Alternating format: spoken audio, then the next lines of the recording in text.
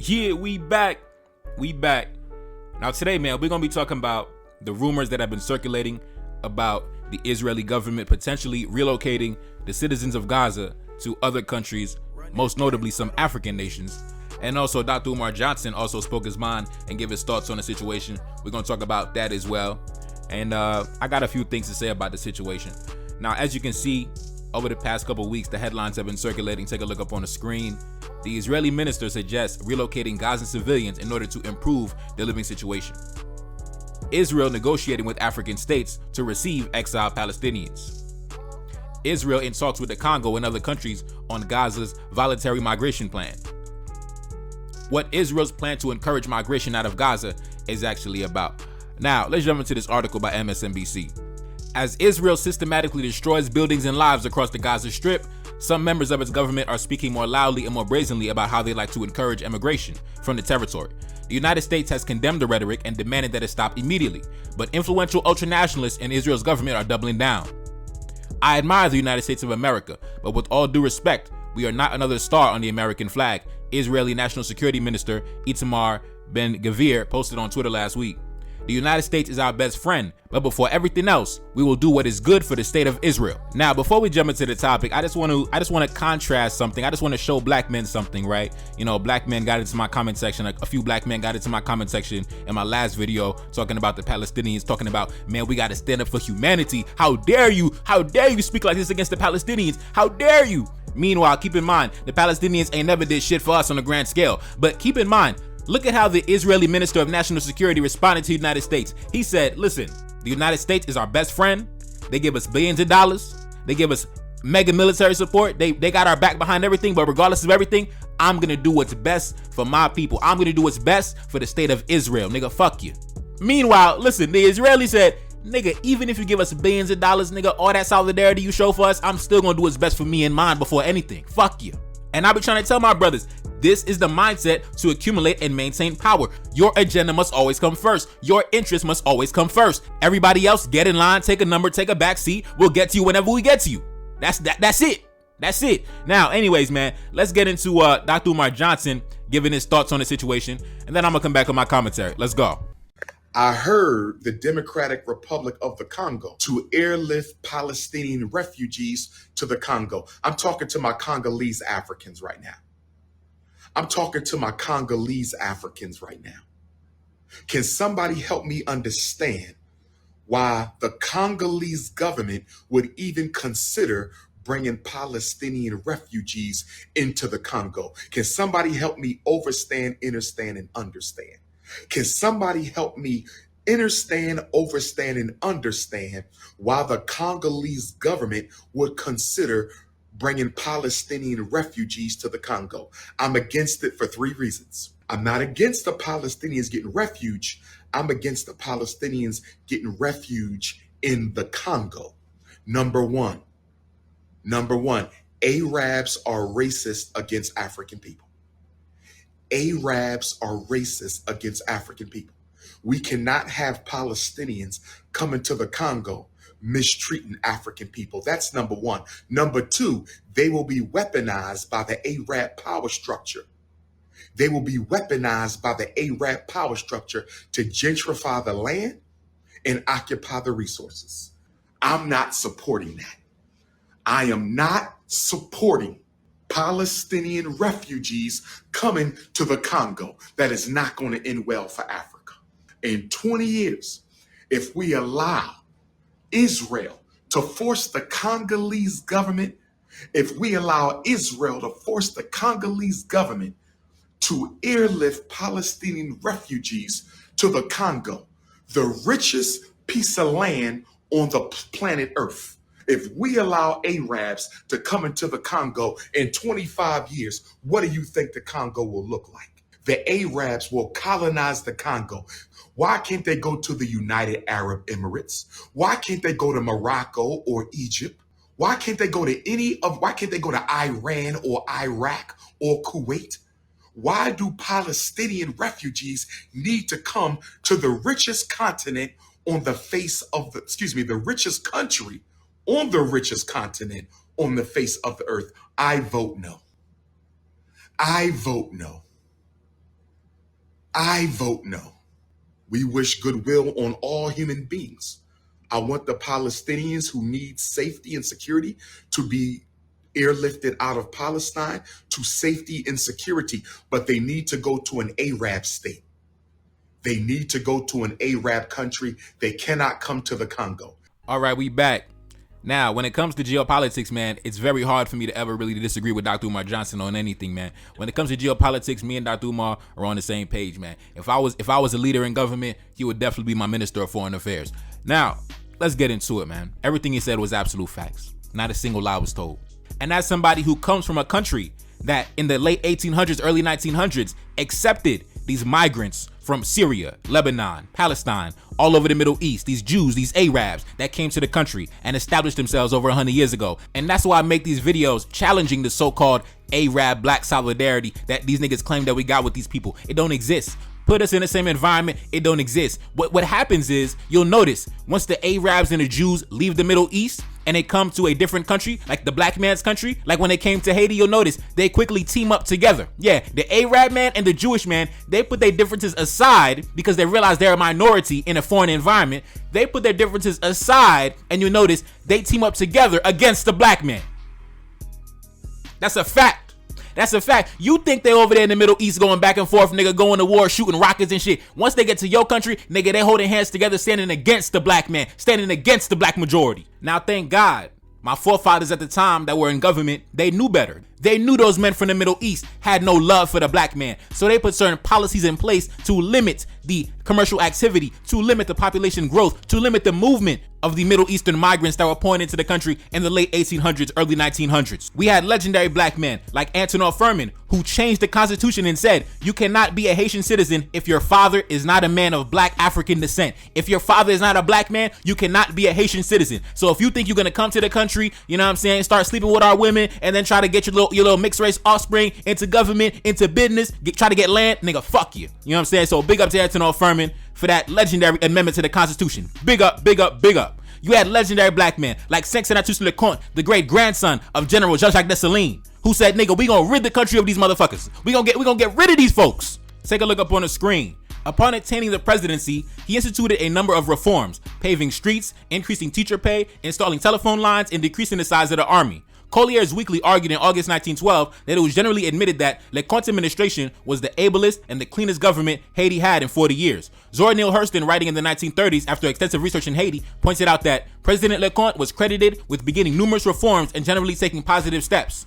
President Leconte pursued a discriminatory policy towards the local Syrian population, Christian migrants from the Ottoman Syria, an already persecuted minority group which one historian described as constituting the opening wedge of the American economic conquest of Haiti in the early 1900s. Prior to ascending to the presidency, he had promised to rid Haiti of the Syrians. In 1912, Leconte's foreign minister released a statement stating that it was necessary to protect nationals against the disloyal competition of the Easterner, whose nationality is uncertain. Now we gotta run that back. President Leconte said it was necessary to protect nationals against the disloyal competition of the Easterner, whose nationality is uncertain. And he was talking about not just the Syrians, but also the Lebanese, also the Palestinians, also the entire Middle Eastern migrant community that was pouring into our shores during that time with nothing but a fucking backpack on their back because they was running from persecution, running from instability. It's been nothing but instability on that side of the world for the longest time. So as always, they got their track shoes on and they running. And one of the places they landed was the island of Haiti. But Haiti was not the only destination. It was only one of several destinations. In fact, the current president of the Dominican Republic is actually a Syrian, Lebanese, Middle Eastern descendant of that migrant community that was having their track shoes on and running to different locations and ended up in the Dominican Republic, and now they have rose to the position of president. So as you can see, the Middle Eastern migrants that left their homeland back in the late 1800s have now established a nice power base for themselves in the Caribbean and have rose to the position of president, the highest office in the land. Now, going back to President NelsonAmadeus Leconte from over a century ago, he actually died in an assassination. I believe the presidential palace exploded and he died with several members of the army. Hundreds of soldiers also died. It remains a mystery how he died, who exactly was behind his death. But anyways, let's go back to reading his economic policies that he established at the time. A 1903 law aimed at limiting the immigration levels and commercial activities of foreigners was revived, and the harassment of Syrians that had been prevalent in the first few years of 1900s was resumed. The LeConte administration did, however, continue to process claims made by Syrians who had been persecuted by the government of Noor Alexis. When LeConte died suddenly in 1912, a number of Syrians celebrated his passing and were imprisoned as a result, while others were deported. His Syrian policy would be continued by his successor, Tancred Auguste. Now, you see, when the black man died, when the black man who was protecting the national interest of the territory, when he died in a violent assassination, the Middle Eastern migrants, they celebrated in the country. They celebrated. And of course, as you can see, many of them were sent to prison and many of them were deported as a result.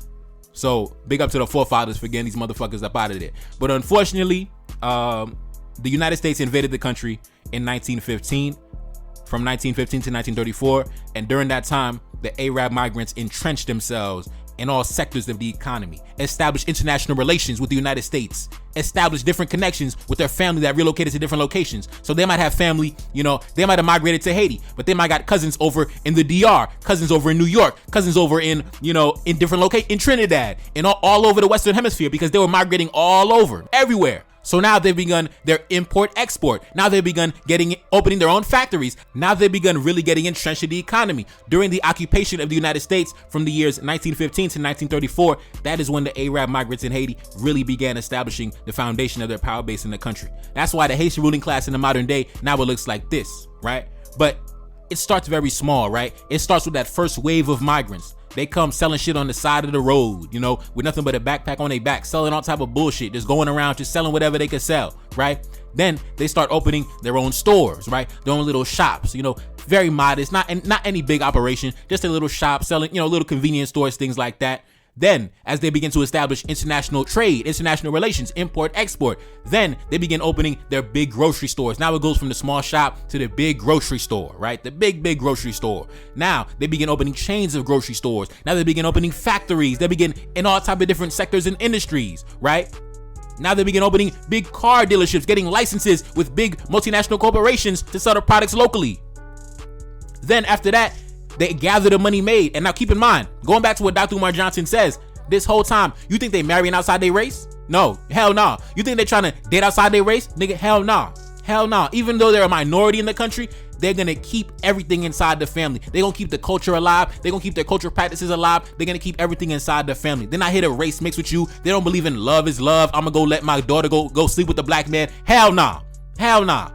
No, everything stays inside the family. Then after they begin establishing their wealth through their various enterprises, now they begin entering into politics. They begin lobbying government. They begin advancing their interests on the political stage. They begin establishing relationships with politicians, funding their campaigns. They begin having certain lawyers and judges on payroll so they can live above the law. Then they start lobbying foreign governments to expand their business operations. They begin lobbying the American government. They begin lobbying the Dominican government. They begin lobbying all these different types of governments so they can move internationally and live above the law internationally. And before you look up, damn near 90% of the wealth is concentrated in the hands of 15 different families. Next thing you know, before you look up, all the retail, all the supermarkets, the import, export, the textiles, the apparel, the construction, the banks are controlled by the Arabs. Next thing you know, before you look up, all the goddamn commerce, the trade, the manufacturing is controlled by the Jewish families. All that bullshit they doing over there in the Middle East, that don't mean nothing. When they come to a foreign land, they put their differences aside, and you'll notice they stand adversarial against the black man.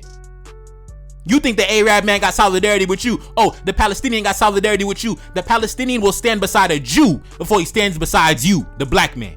I guarantee you that. Put an Arab, a Jew, and a black man in the same environment, you'll notice the Arab gonna click up with the Jew before he clicks up with you. That's a fact. That's a fact. And you can look at Haiti as the case study. And keep in mind, I'm not even upset at the fact that they're putting their interests first. That's what they're supposed to do as men. As men, you're supposed to put your interests first. I'm not upset. You see when I told you when the Haitian president, Saint-Antoine Leconte, the grandson of Dessalines, was assassinated, you notice they said the Arabs celebrated. They celebrated at his death. Guess what?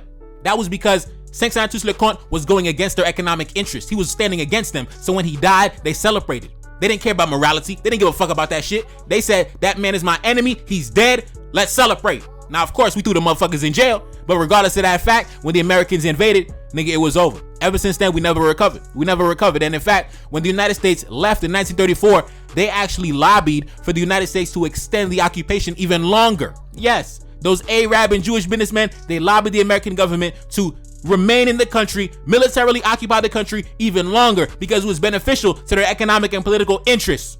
Now, of course, take a look up on the screen. The men you see up on the screen are a mix of Arab/Jewish, Haitian businessmen. It's only 8 men from 8 families, but there are more families that are not listed on the screen.